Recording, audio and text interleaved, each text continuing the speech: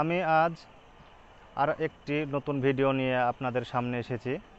আমি আমার বাড়ির পাশে 1.5 হাত খানিক জায়গা ছিল, সেখানে 3টি ধুমার চারা নিয়ে এসে লাগিয়েছিলাম। তার 3 মাস পরেই গাছটি বড় হয়ে কি পরিমাণ ছাদের উপরে উঠে এসেছে দেখুন। আর ছাদে কি পরিমাণ জালি পড়েছে দেখুন। এই জালি, প্রত্যেকটা জালি সব সতেজ।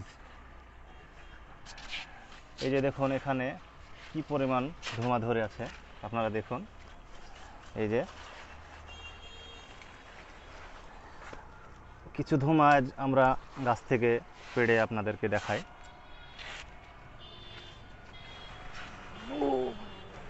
এই যে দেখুন ধুমা, এগুলা খেতে অনেক মিষ্টি, খুব সুস্বাদু। এই দেখুন,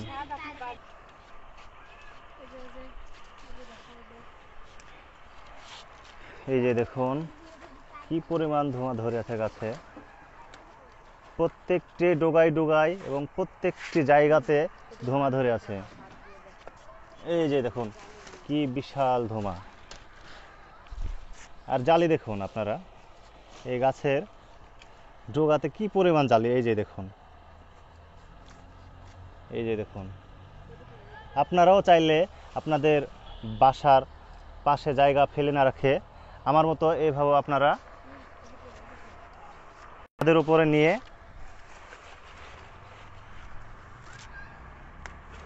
গাছ লাগাইতে পারেন।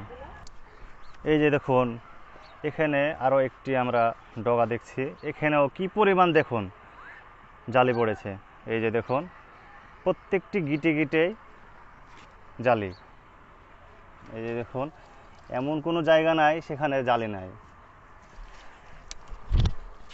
আমি এই গাছের জন্য আলাদাভাবে কোনো মাচা তৈরি করিনি, ছাদের উপরে এই গাছটি তুলে নিয়েছি এবং প্রচুর পরিমাণে আমার এই গাছে ফলন হয়েছে। এর আগে আমি কখনো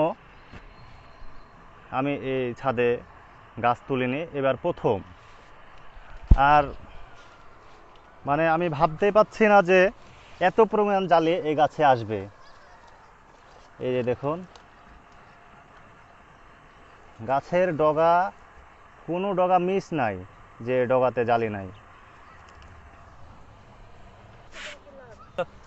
আমরা আরও কিছু ধোঁয়া কালেকশন করছি ছাদের উপর থেকে, দেখুন।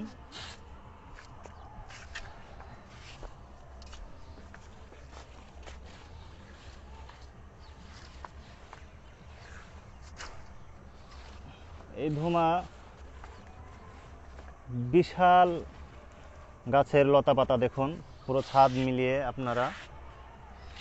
এই যে দেখুন এখানে একটা কীভাবে ঝুলে আছে, এটা আমি আজ পারবো না, এটা আর 2 দিন পরে পারবো। এখানে দেখুন একটি টিনের ভিতরে কীভাবে জালিটা ধরে আছে।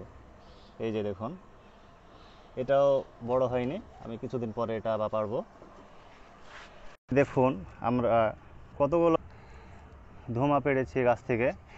1 2 3 4 5 6 7 8 9 10 11 12, প্রায় সব মিলিয়ে 2-2.5 কেজি হয়ে যাবে। এগুলা খাইতে খুব মিষ্টি এবং খুব সুস্বাদু, এবং গাছ থেকে পেড়ে খাওয়ার মজাটাই আলাদা। এটাতে কোনো আমি কীটনাশক বা রাসায়নিক সার ব্যবহার করিনি, এটা সম্পূর্ণ ন্যাচারাল প্রকৃতির।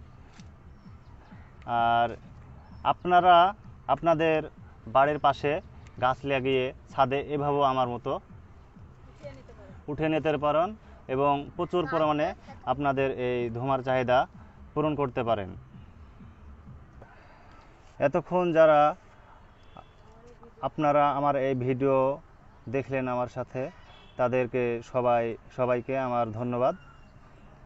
হয়নি, এটা বাদ দে।